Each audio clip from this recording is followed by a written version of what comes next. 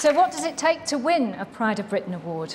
Dedication, determination, and a desire to do something to help others. Well, our next winner, Allison John, ticks all of those boxes and a whole lot more. Training as a doctor takes years of dedication, but for Allison John, hello there, the journey almost defies belief. At 6 weeks, she was diagnosed with cystic fibrosis, a relentless, incurable disease which damages the internal organs. I was watching Tomorrow's World, and it came up that life expectancy for people with cystic fibrosis was about 13 years old, and I was 13 at a time, and I remember thinking, oh gosh, does that mean I'm going to die this year? Allison has spent her life in and out of hospital. By 17, she'd undergone a liver transplant, but despite her condition, she was determined to become a doctor. I guess they were kind of my heroines and heroes, so I just wanted to be like that and to be able to fix people like they fixed me. Still battling serious health problems, Allison won a place at university. She said, I'd rather die trying than not having had a go. So she went.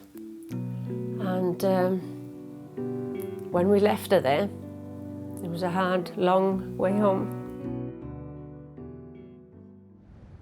But after just 6 months, the family's worst fears came true. Desperately ill, she now needed a heart and lung transplant. When parents get bad news like that, it's like somebody sticking a knife in your heart and twisting it. Allison survived and returned to her studies, but her quest to become a doctor was to be thwarted again. It was the 4th year when everything came crashing down. That's when I was told that I had kidney failure. At that time, they gave her 12 months to live. And we were absolutely devastated about that. We just couldn't handle it. Allison's father decided to donate a kidney, but she was too weak to survive a general anesthetic. Determined to fight, she convinced doctors to operate using just an epidural. When they actually cut into me, I thought, oh gosh, you know, I'm not going to be able to handle this. I could feel them rummaging down there. It was like as if somebody was doing the washing up in my tummy. The operation was a success, and Allison made medical history by becoming the first person in Britain to have every major organ transplanted. I can't believe what Allison's achieved. She was out of that hospital faster than I could imagine, and she was back at university. Despite the ongoing treatment regime needed to keep Allison alive, the years of hard work and determination finally paid off, and her dream came true. I turned to Mum and Dad, and then I just went, yes, I've done it. Allison has been sick all of her life, but despite that, she's now giving back, working on a ward, looking after other people. She is a fighter. She's an inspirational, determined young lady. Allison's battle with cystic fibrosis continues, but at 32, she has exceeded all expectations. She had this dream from a very young age to be a doctor. She's now living that dream, and long may it last.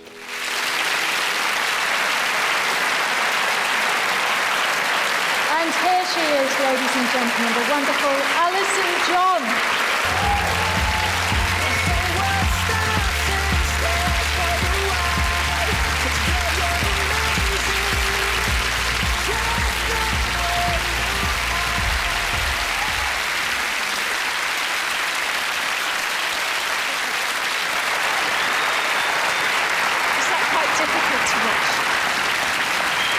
Yeah, it was very difficult indeed, especially seeing my parents so emotional.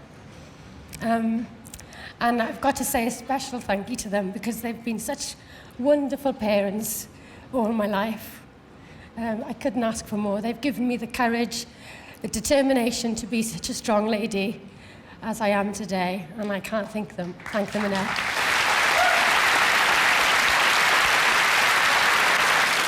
Well, one thing's very clear, Alison, that you do have a whole lot of admirers where you work in Wales.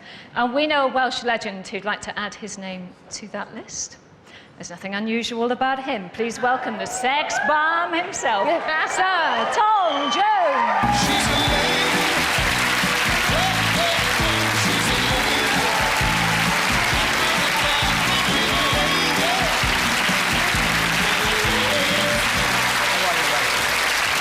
Well, Nice to meet you. lovely to meet. Wait a minute, let me see. There we go. How's that? Mwah. Mwah. Well, I would like to say congratulations. Diolch yn fawr. Look at that, there's a bit of Welsh for you. It's lovely. And I'd just like to ask you, all the organs that you've had, they're all Welsh, I hope, are they?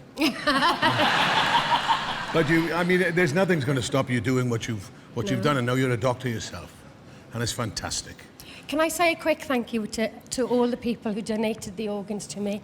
Obviously, somebody has to die, unfortunately, before somebody can have an organ. But it's such a wonderful gift to give, and I urge you all to think about it tonight to become organ donors, because without it, I wouldn't be here today. Thank you. Well, congratulations once again. Thank you very You're a much. lovely girl and very brave. Thanks very much. Very proud of Now, before you go, and you saying about how grateful you are to all of those who've donated organs to you, there's someone else in your fan club who wanted to see you tonight, because when you were at university and had your heart and lung transplant, your heart was actually very healthy, but the purpose of the operation, you had to have your heart transplanted as well. So in that moment, you became a donor. That's it, yeah. Yeah. So my heart lives in Kent. It does. We've tracked down the man who received your heart with his wife, wow. Pauline. Please welcome David Hamilton. Oh, wow.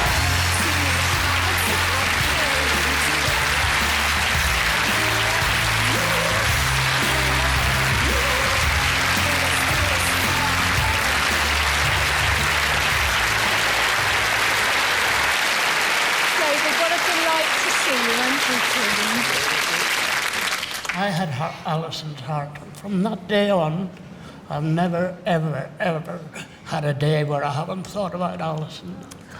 She gave me my life